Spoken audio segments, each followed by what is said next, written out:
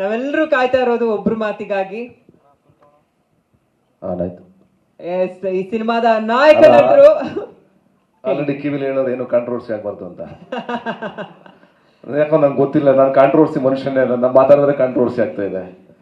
ಅದಕ್ಕೆ ನಾನು ಈ ಸಲ ಅನ್ಕೊಂಡಿದ್ದೆ ಬಾಯ್ಗೆ ಟೇಪ್ ಹಾಕೊಂಡು ಮಾಡೋಣ ಅಂತ. ಇನ್ನೇನು ಹಾಡು ಮಾತಾಡುತ್ತೆ ಚೇತು, ಇವತ್ತು ಅದ್ಭುತವಾಗಿ ಮಾತಾಡೋರು. I am very happy Chethu, thank you so much. ನನ್ನ ಎಲ್ಲ ಅನಿಸಿಕೆಗಳು ನನ್ನ ಮನದಾನಲ್ಲಿರೋದು, ನಮ್ಮೆಲ್ಲರ ಮನಸ್ಸಲ್ಲಿರೋದನ್ನ ನೀವು ಹೇಳಿದ್ರೆ ಅವ್ರ ಮನಸ್ಸಲ್ಲಿರೋದು ಅದೇನೆ, ಚಿತ್ರರಂಗ ಉಳಿಬೇಕು ಅನ್ನೋದೇನೆ.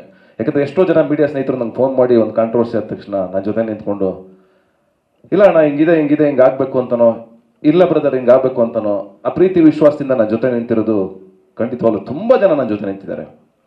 ಈ ಸಂದರ್ಭ ನನಗೆ ಎಲ್ರಿಗೂ ಪ್ರೀಶಿಯಸ್, ಬಟ್ ನನಗಿದು ಒಂಥರ ಎಮೋಷ್ನಲ್ ಮೂಮೆಂಟ್ ನನಗೆ. ಬಿಕಾಸ್ ಅಯೋಗ್ಯ ಏನು ಶುರು ಮಾಡಿದ್ವೋ ಅಲ್ಲಾಗಿ ಸ್ಟ್ರಗಲ್ಗಳಾಗ್ಬೋದು, ಅದು ಒಂಥರ ಸಿನಿಮಾನೇ ಒಂಥರ, ಆ ಸಿನಿಮಾ ಮಾಡದೇ ಒಂಥರ ಒಂದು ಸಿನಿಮಾ ಕಟ್ಟಿದಂಗೆ ಆಗಿತ್ತು. ಅಂದ್ರೆ ನಮ್ಮ ಬದುಕೆ ರಿಯಲ್ ಲೈಫೇ ಒಂಥರ ಸಿನಿಮಾ ಥರ ಹೋಗಿತ್ತು ಆ ಸಿನಿಮಾ ಮಾಡಬೇಕಾದ್ರೆ. ಹೇಗೇನು ಅಯೋಗ್ಯ 2 ಬಂದಾಗ ನಾನು ಸ್ಪೆಷಲ್ ಥ್ಯಾಂಕ್ಸ್ ಟು ಮುನೇಗೌಡ್ರಿಗೆ ಹೇಳಲೇಬೇಕು. ಬಿಕಾಸ್ ಇಷ್ಟು ದೊಡ್ಡ ಹೊರೆನ ಹೊರೋದು ಮತ್ತು ಇಷ್ಟು ದೊಡ್ಡ ಬಜೆಟ್, ಯಾಕೆಂದರೆ ಇದರಲ್ಲಿ ಏನಂದ್ರೆ ನಿಮಗೆ ಆರ್ಟಿಸ್ಟ್ಗಳು ತುಂಬಿದ್ದಾರೆ. ರವಿಶಂಕರ್ ಆಗ್ಬೋದು, ರಚಿತಾರಾಮ್ ಅವ್ರು ಆಗ್ಬೋದು, ಈ ಕಡೆ ಗಿರಿ, KR ಪೇಟೆ, ಸಾಧು ಕೋಕಿಲ್ ಅವರು, ಇನ್ನೂ ಹೊಸ ಆರ್ಟಿಸ್ಟ್ಗಳು ಎಂಟ್ರಿ ಆಗಿದ್ದಾರೆ ಸ್ಪೆಷಲ್ ಆಗಿ ಕೆಲವರೆಲ್ಲ.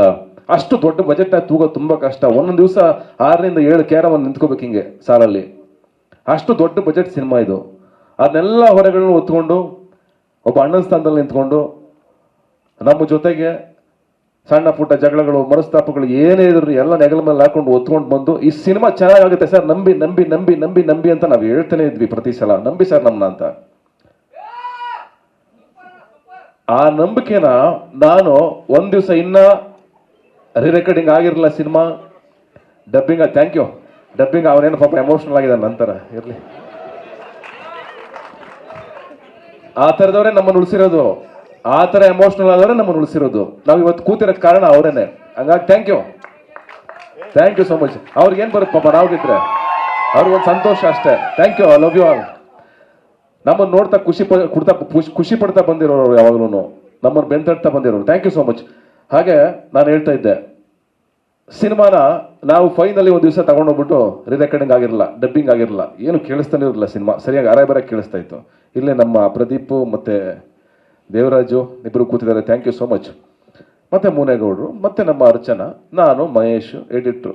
TV ನಲ್ಲಿ ಸುಮ್ಮನೆ ಸಿನಿಮಾ ಹಾಕ್ಬಿಟ್ಟು ಅವತ್ತು ನಮ್ಗೆ ಅಗ್ನಿ ಪರೀಕ್ಷೆ. ಯಾಕೆಂದ್ರೆ ಮಾತು ಕೊಟ್ಟಿದ್ವಿ ನಿಮ್ಮ ಸಿನಿಮಾ ಸಖತ್ತಾಗಿ ತೆಗಿತೀವಿ ಅಂತ, ₹1 ವೇಸ್ಟ್ ಆಗ್ದಂಗೆ ಸ್ಕ್ರೀನ್ ಮೇಲೆ ತೋರಿಸ್ತೀವಿ ಅಂತ ಮಾತು ಕೊಟ್ಟಿದ್ವಿ. ನನಗೊಳಗಡೆ ನರ್ವಸ್ ಇತ್ತು ಸೀರಿಯಸ್ಲಿ, ಏನಾಗಿದೆಯೋ ಹೆಂಗಾಗಿದೆಯೋ ಸಿನಿಮಾ. ಯಾಕಂದ್ರೆ ನಾ ಫಸ್ಟ್ ಕಟ್ ನೋಡ್ತಾ ಇದ್ದೀನಿ, ಒಳಗಡೆ ಒಂದು ಭಯ ಇತ್ತು ನನಗೆ. ಯಾಕಂದ್ರೆ ಎಲ್ಲದಕ್ಕೂ ಜವಾಬ್ದಾರಿಯಾಗಿ ನಿಂತಿದ್ದು ನಾನು ಮಹೇಶ್ ಇಬ್ಬರೇ, ಎಲ್ಲದಕ್ಕೂ ಉತ್ತರ ಕೊಡ್ಬೇಕಾಗಿದ್ದು ನಾನು ಅವನಿಬ್ಬರೇ. ಯಾಕಂದ್ರೆ ಇವ್ನು ನೋಡ್ತಿದ್ದು ಫಸ್ಟು ನನ್ನ ಮುಖ, ಆಮೇಲೆ ಅವನ ಮುಖ. ಎಲ್ಲದಕ್ಕೂ ನೀವು ಅಂತ ಬರ್ತಾ ಇತ್ತು ಅವ್ರು ಬೆರಳು, ಇರಲಿ ತಪ್ಪೇನಿಲ್ಲ ನೀವು ಮಾಡಿದ್ದೀರಾ ಅಂತ. ಬಟ್ ಒಂದು ಸಿನಿಮಾ ಬೇಕು, ಹೊರಲೇಬೇಕಲ್ಲ, ಏನು ಮಾಡ್ತೀರಾ? ಒಂದು ಒಳ್ಳೆ ಸಿನಿಮಾ ಬೇಕು, ಇಷ್ಟು ದೊಡ್ಡ ಬಜೆಟ್ ಸಿನಿಮಾ ಬೇಕು ಅಂತ ಹೊರಲೇಬೇಕಾಗುತ್ತೆ. ಆ ಜವಾಬ್ದಾರಿನ ಹೊತ್ಕೊಂಡ್ವಿ, ಅವತ್ತು ತೋರಿಸಿದ್ವಿ ಸಿನಿಮಾನ. ಖಾಲಿ ಸಿನಿಮಾ, ಮ್ಯೂಸಿಕ್ ಇಲ್ಲ, ಮಾತಿಲ್ಲ, ಸರಿಯಾಗಿ ಅರೆ ಬರೆ ಮಾತುಗಳು. ಸುಮ್ಮನೆ ಕೂತಿದ್ದೆ ನಾನು ಅಷ್ಟು ಈಸಿಯಾಗಿ ನಗೋನಲ್ಲ. ನಾನು ನಗದ್ ಬೇಡ, ಫಸ್ಟ್ ಅವ್ರು ನಗ್ತಾರ ಇಲ್ವಾ ನೋಡೋಣ ಅಂತ ಕೂತಿದ್ದೆ.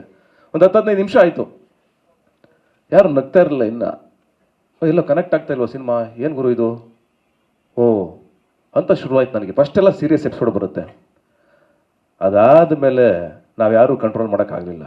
ನನ್ನ ಸಮೇತ ಅಷ್ಟು ಜನ, 7 ಜನ ಇದ್ವಿ ಒಳಗಡೆ, 70 ಜನ ಥರ ನಗಕ್ಕೆ ಶುರು ಮಾಡಿದ್ರು. ಸಿನಿಮಾ ಮುಗೀತು, ಮುಗಿದಿದ್ದೇ ಗೊತ್ತಾಗಲಿಲ್ಲ. 2 ಗಂಟೆ 45 ನಿಮಿಷ ಸಿನಿಮಾ ಇನ್ನೂ ಟ್ರಿಮ್ ಮಾಡಿರಲಿಲ್ಲ, ತೋರಿಸಿದ್ವಿ. ಒಂದೇ ಮಾತು ಹೇಳಿದೆ, ನಿಮ್ಮ ನಂಬಿಕೆ, ನಿಮ್ಗೆ ಕೊಟ್ಟ ಹಣ 2 ಸ್ಕ್ರೀನ್ ಮೇಲೆ ಉಳಿಸಿದೀವಿ ಸರ್. ಅದರಲ್ಲಿ ಏನಾದ್ರು ಮೋಸ ಮಾಡಿದರೆ ಜನ ಬಂದು ನಮ್ಗೆ ಹೇಳಿದ್ರೆ ಖಂಡಿತವಾಗ್ಲೂ ನೀವು ಸಾಯೋವರೆಗೂ ನೀವು ಹೇಳ್ದಂಗೆ ಕೇಳ್ತೀವಿ ಅಂತ.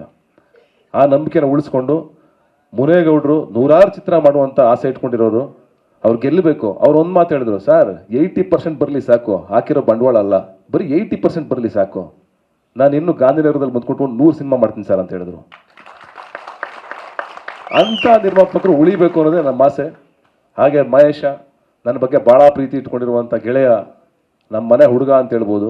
ಅಂಡ್ ಈ ಸಿನಿಮಾನ ಅಷ್ಟು ಪ್ರೀತಿಯಿಂದ ಏನಕ್ಕೆ ಆ ಮಾತು ಹೇಳಿದೆ ನಾನು ಅಂದರೆ, ಈಗಿನ ಪರಿಸ್ಥಿತಿ ಕನ್ನಡದಲ್ಲಿ ಏನಾಗ್ಬಿಟ್ಟಿದೆ ನೋಡ್ತಾ ಇದ್ದೀರಲ್ವ, ಅದಕ್ಕಾಗಿ ನಾನು ಅವ್ರಿಗೆ ಆ ಮಾತು ಹೇಳಿದೆ. ಏನಕ್ಕೆಂದರೆ ಈ ಸಿನಿಮಾ ಅವರು ಪಟ್ಟಿರೋಂಥ ಕಷ್ಟ, ಇವರು ಎಫೆಕ್ಟ್ ಹಾಕಿರೋವಂಥ ಈ ಸಿನಿಮಾ ಮೇಲೆ ಅದನ್ನು ಆ ರೀತಿ ತೆಗೆದಿದ್ದಾರೆ. ಖಂಡಿತ ಈ ಸಿನಿಮಾ ಇನ್ನೊಂದು ಸ್ಥಾನಕ್ಕೆ ಹೋಗುತ್ತೆ ಅಂತೇಳಿ, ಕನ್ನಡ ಇಂಡಸ್ಟ್ರಿಯಲ್ಲಿ ಇನ್ನೊಂದು ಸ್ಥಾನಕ್ಕೆ ಹೋಗುತ್ತೆ ಅಂತೇಳಿ ನಾನು ಹೇಳಕ್ಕೆ ಇಚ್ಛೆ ಪಡ್ತೀನಿ. ಇವರು ಇನ್ನೊಂದು ಮಟ್ಟಕ್ಕೆ ಬೆಳೀತಾರೆ ಇಬ್ಬರು ಅಂತ ಹೇಳ್ಬಿಟ್ಟು ನಾನು ಹೇಳಕ್ಕೆ ಇಚ್ಛೆ ಪಡ್ತೀನಿ ಈ ಸಿನಿಮಾಯಿಂದ. Thank you sir.